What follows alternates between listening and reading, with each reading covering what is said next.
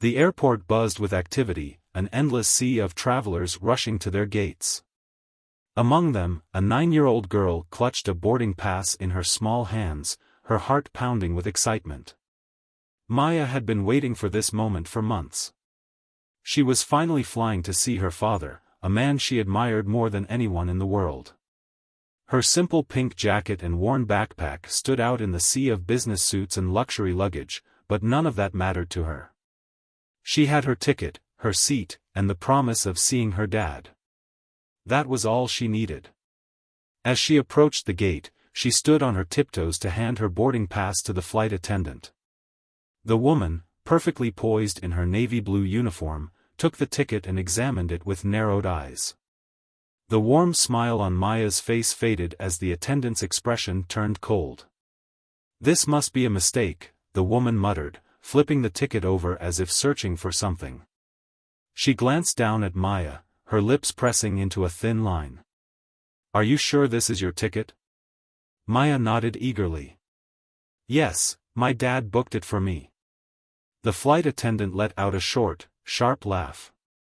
"And your father booked a first-class seat for you?" Her eyes scanned Maya's simple clothes, the scuffed sneakers, the well-loved backpack. "I highly doubt that." Before Maya could protest, the woman tore the ticket in half. Maya gasped, her world crashing around her in an instant. "Why did you do that?" she asked, her voice barely above a whisper. "Because little girls like you don't fly first class," the attendant said coolly.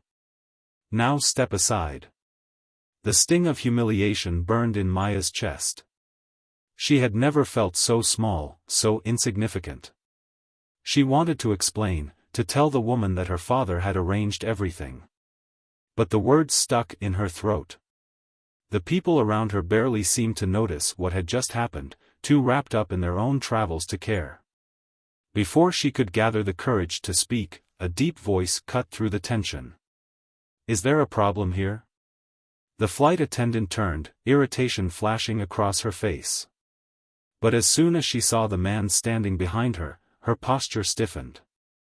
He was tall, dressed in a sleek, tailored suit, with an air of quiet authority. His sharp eyes flicked from the torn ticket to the trembling girl. "Yes, there is a problem," he said, his voice controlled but firm. "You just ripped up this child's boarding pass without cause." The flight attendant straightened her shoulders. "Sir, I was simply ensuring that only authorized passengers enter first class. Children traveling alone usually don't have such seats." The man's lips curled into a smirk, but his eyes remained cold.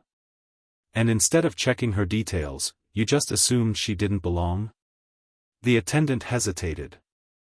"Do you know who her father is?" he interrupted, his tone unwavering.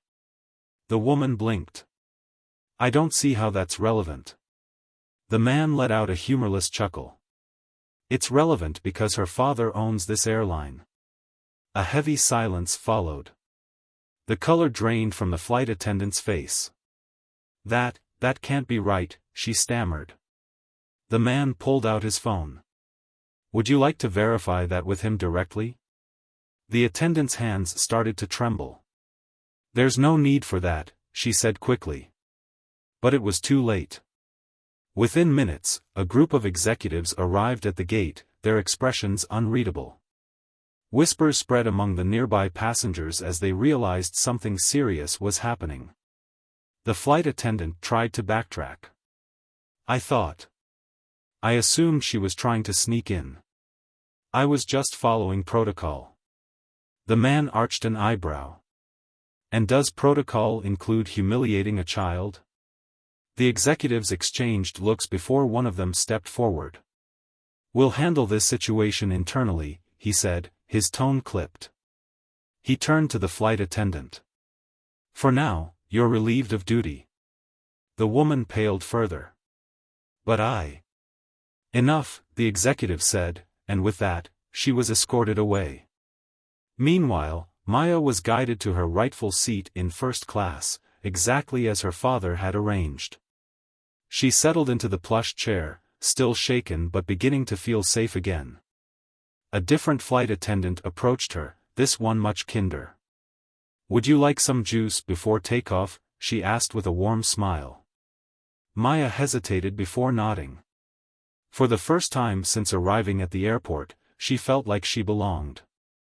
As the plane taxied down the runway, she gazed out the window, deep in thought.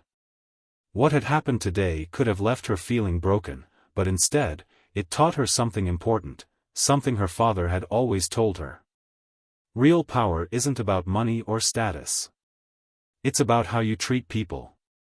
And as for the flight attendant who judged her, she learned the hard way that treating people unfairly comes with consequences. This story isn't just about Maya. It's about the countless people who are judged unfairly every day. But respect and kindness should be given freely, not based on appearances. If this story made you think, let us know your thoughts in the comments, like the video, and subscribe for more stories that challenge the way we see the world.